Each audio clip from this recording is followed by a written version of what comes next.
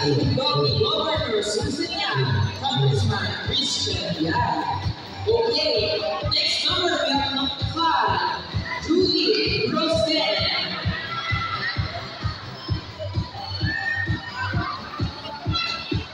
Next number we have number 45, Rickson. Rickson Mulaya.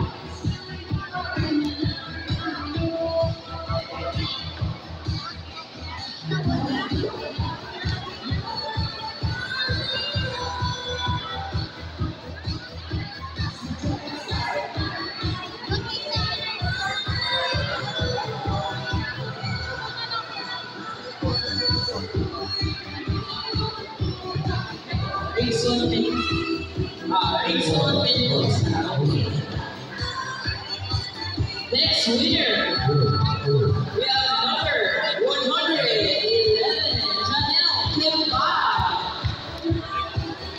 Chanel Kimba.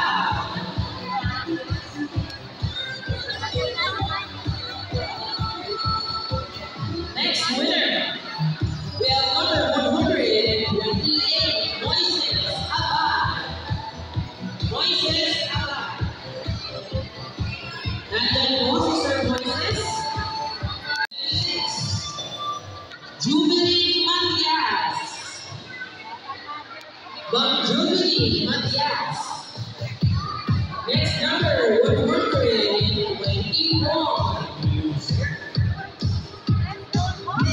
Jerwell Elkin.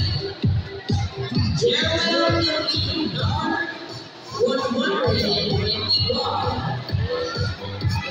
Next number, we have number 54, Rachel Santillan.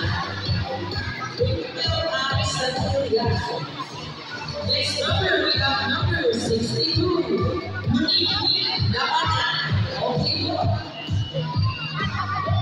Number 44, Alma Reyes.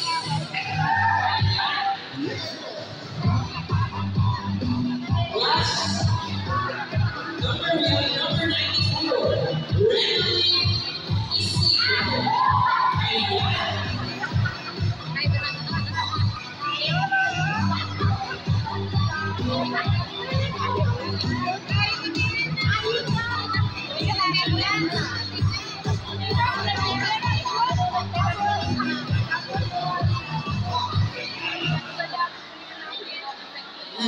Ayan po.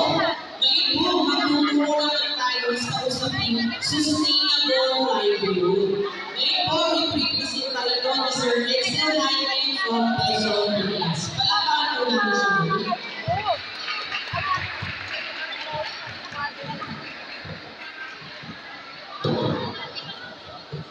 Ayan, yung mga gusto po na magkaroon ng pangkabuhayan o livelihood program natin. Ito yung tinatawag natin na sustainable livelihood. Meron tayo tatlong types kung paano tayo makakabuo o paano tayo mag-aabuin ng livelihood. Ang una ay yung creation. Dito ay buhay ng ating livelihood program. Sa individual ko kasi, kaya medyo hindi ko natin siya pinuna, mas malaki na ang nabigyan natin ng individual livelihood na tinatawag. So ito, isa kayo dito sa mga grupo ito sa ito. Ang nakikita ko mga wala dito, mga grupo, pwede ko kayo mag-abuin ng ating livelihood.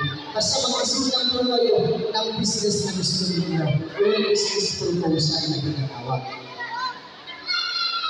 Ayan.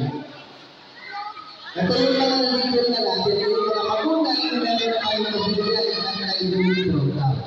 Hindi lamang po dito sa Tarlac City, yung Liberty Provincia mo ng Tarlac Province ay nagbibigay tayo ng livelihood program.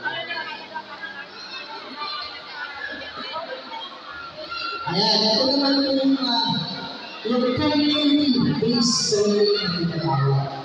Ito yung in-explain ko kanina. Yung mag-training ka ng libre dito sa barangay ninyo. Wala pong bayan. Ayan. Ito yung from conception Tarlac, mag-training lang po sila na CDP na tinatawag. Ayan po yung approved processing. Yung pinapa-training na tinatawag. After po nila mag-training na yan, nag-apply po sila ng livelihood program. At ngayon po ay pinagkakakulaan nila yung programa na community-based training as a group.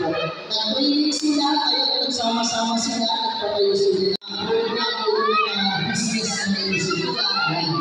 Pero yung package, wala na yung communication. Binasan ng process. 1,100,000 na po. Siyempre, partnership tayo sa mga municipality na napupulungan natin pag-coordinate tayo para at least alam nila na nasasakupan ko nila ay meron tayo bigyan ng mga livelihood program o meron tayong bigyan sa lugar ko. Ayan. Ito na yung mga bigyan natin na mga yan. Isa po sa staff natin ay i-assist kayo.